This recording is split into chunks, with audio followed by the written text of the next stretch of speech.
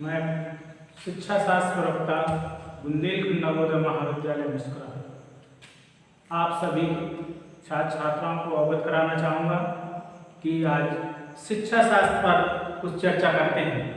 जैसे कि प्राचीन भारतीय ज्ञान परंपरा पर की कुछ विशेषताएं हैं। नंबर 1 विशेषता है हमारी संतुलित विकास। संतुलित विकास पर कुछ चर्चा करते हैं।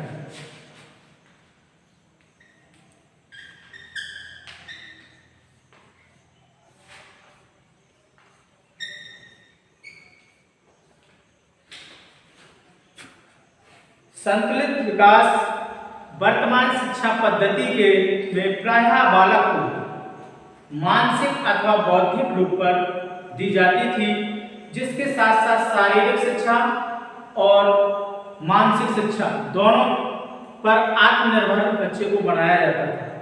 लेकिन प्राचीन कालीन शिक्षा में बालक के मानसिक अथवा बौद्धिक विकास के साथ साथ शारीरिक एवं नैतिक विकास पर भी बल दिया जाता था। किस पर बल दिया जाता था? शारीरिक और मानसिक और बौद्धिक तीनों पर बल दिया जाता था।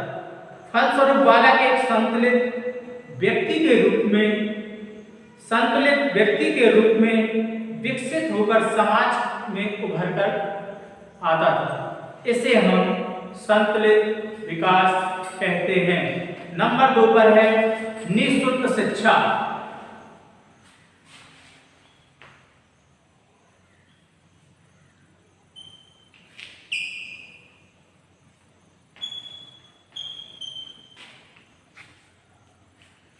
निःशुल्क शिक्षा अब वर्तमान में जो निःशुल्क शिक्षा है प्राथमिक से लेकर पूर्व प्राथमिक तक दी जा रही है, वो निःशुल्क गवर्नमेंट के द्वारा है।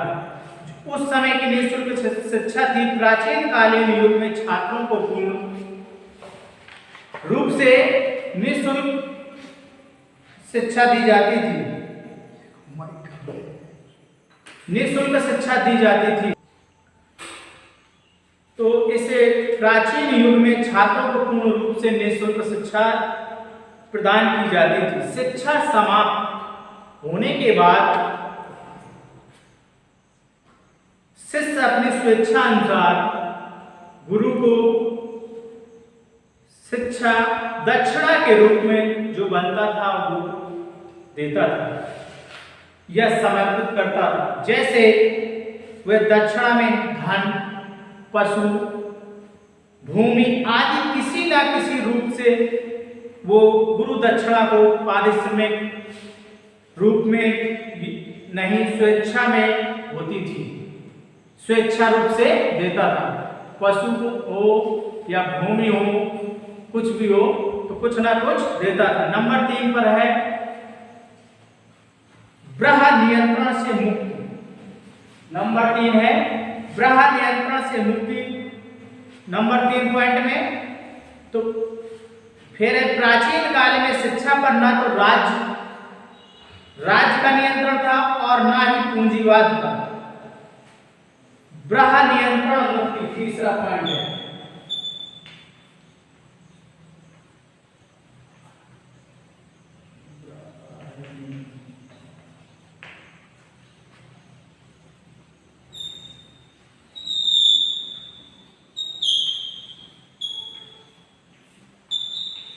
ब्रह्म नियंत्रण मुक्ति।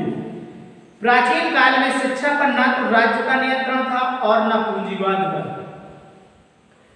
पूंजीवाद राजा केवल शिक्षा के विकास में मार्गदर्शन थे। क्या थे? मार्गदर्शन के रूप में थे। राजा केवल का ही कार्य करते थे, साथ ही आर्थिक सहायता प्रदान करता था और वह शिक्षण संस्थाओं में आंतरिक प्रशासन में किसी भी प्रकार का हस्तक्षेप नहीं करता था। प्रशासन उस पर कोई ऐसा हस्तक्षेप नहीं करता था।